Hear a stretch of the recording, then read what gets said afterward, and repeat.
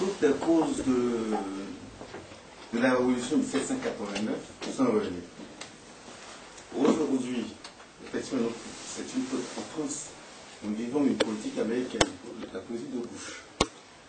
Et monsieur, apparemment, vous êtes à la caisse régionale. Vous êtes inspecteur du travail. Oui, je suis inspecteur du travail, oui, à Paris. Ah, d'accord.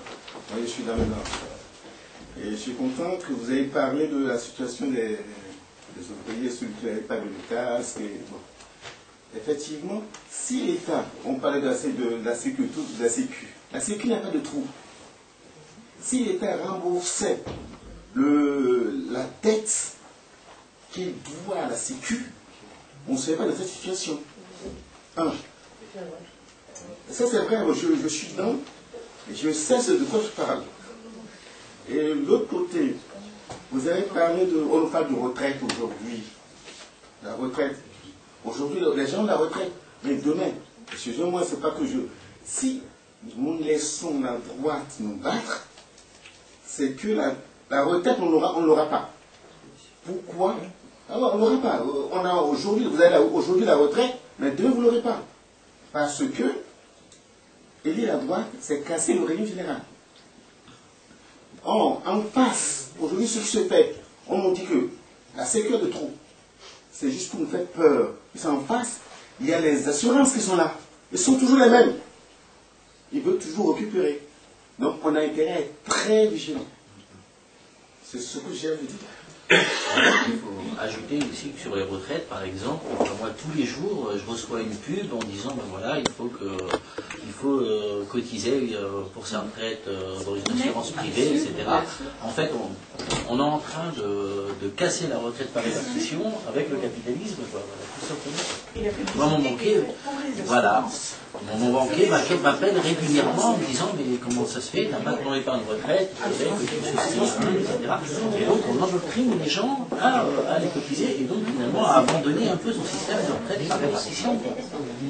Et posons-nous aussi la question, pourquoi depuis 2 ans, 3 ans maximum, quand il y a les Restos du Cœur qui s'ouvrent, maintenant on voit des retraités aller aux Restos du Cœur. Ça n'existait pas il y a 3 ans. Puisque depuis 2 et 3 ans, les calculs de la retraite sont totalement différents. Et donc c'est maintenant, pour cette année, c'est les 24 meilleures années sur toute l'année, le temps de travail. Ensuite, ça va être les 25, qui parlent d'aller jusqu'aux 27 meilleures années du temps de travail.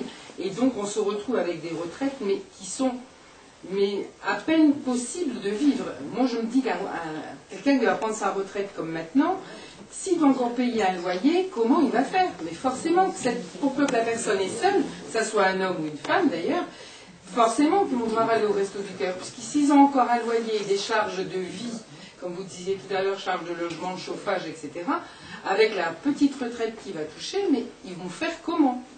Et donc, ce qu'on a vu il y a 10 ans, 15 ans, on disait c'est l'âge d'or de la retraite. Moi, je prends mes parents n'ont jamais été aussi heureux que quand ils étaient en retraite sur le plan financier. C'est terminé. Et moi, ce qui m'inquiète beaucoup, c'est les gens qui vont prendre leur retraite comme maintenant, et aussi nos enfants, parce qu'ils vont commencer à travailler beaucoup plus tard, ils vont travailler plus longtemps, et on n'est pas sûr du tout qu'ils auront une retraite. Et alors, quant à nos petits-enfants, alors là, ça paraît encore loin, je n'ose y penser, mais c'est vrai que cette arrivée des jeunes retraités qui vont au Resto du Cœur, ça devrait interpeller beaucoup de monde, parce que c'est quelque chose qu'on n'a jamais pensé voir arriver. C'est quelque chose qui est totalement nouveau et qui prend malheureusement une ampleur invraisemblable. Pour compléter ce que vous dites, nous on a à Crésus, on accueille de plus en plus de retraités qui s'endettent, se surendettent pour aider leurs enfants, leurs petits-enfants.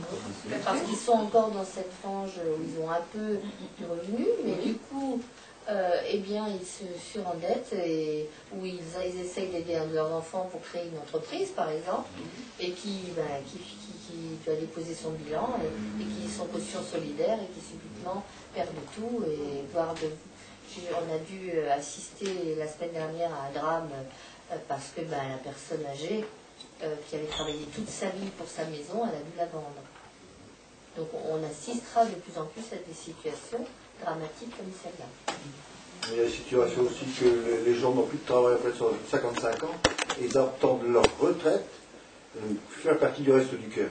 Et il y a beaucoup de personnes aussi qui attendent leur retraite pour vivre un peu mieux, parce qu'entre 53 et 60 ans, on n'a plus rien maintenant. Même avant, hein. Les vieux, c'est à partir de 40 ans maintenant. 45, Ouais, 45. On les prend plus, là, les vieux.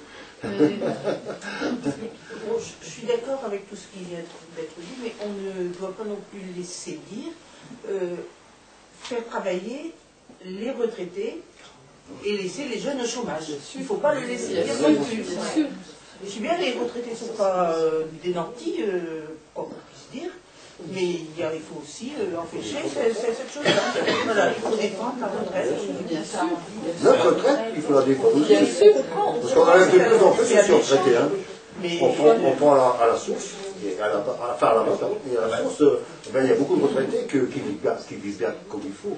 On est très sérieux, on se permet de prendre des vacances, mais ils les méritent aussi. Il y a des gens qui ont travaillé 43 ans, 44 ans, ils ont le droit à leur retraite. Mais maintenant, on pige de plus en plus sur les retraités. Oh, les retraités vivent bien, mais c'est eux qui dépensent le plus aussi. Ils sont en vacances plus souvent, ils vont au restaurant souvent, mais eux aussi, ils vont acheter le commerce. Mais maintenant, les retraités, de moins en moins, ils sortent maintenant. Bien sûr. Et voilà, le problème est là aussi. Hein. J'en fais partie des retraités. Hein. C'est pour ça que j'en parle. Oui, alors en parlant des retraites, justement, tu parlais tout à l'heure des cotisations des salariés pour la retraite, etc. Mais il y a aussi la part patronale. Donc ça, j'aimerais que tu en parles, parce que comment ils défendent de ça. Bon, tu parles de leur charge, c'est aussi leur part patronale.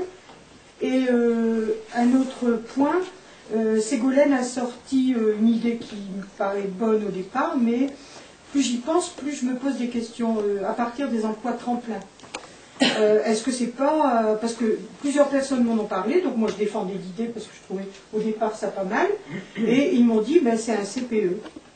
Donc la différence entre les CPE, le CNE et les emplois tremplins, parce que là aussi, apparemment, d'après ce qu'elle avait dit, effectivement, s'il n'y a plus de travail, on peut licencier, on peut enlever, on peut faire sortir les gens.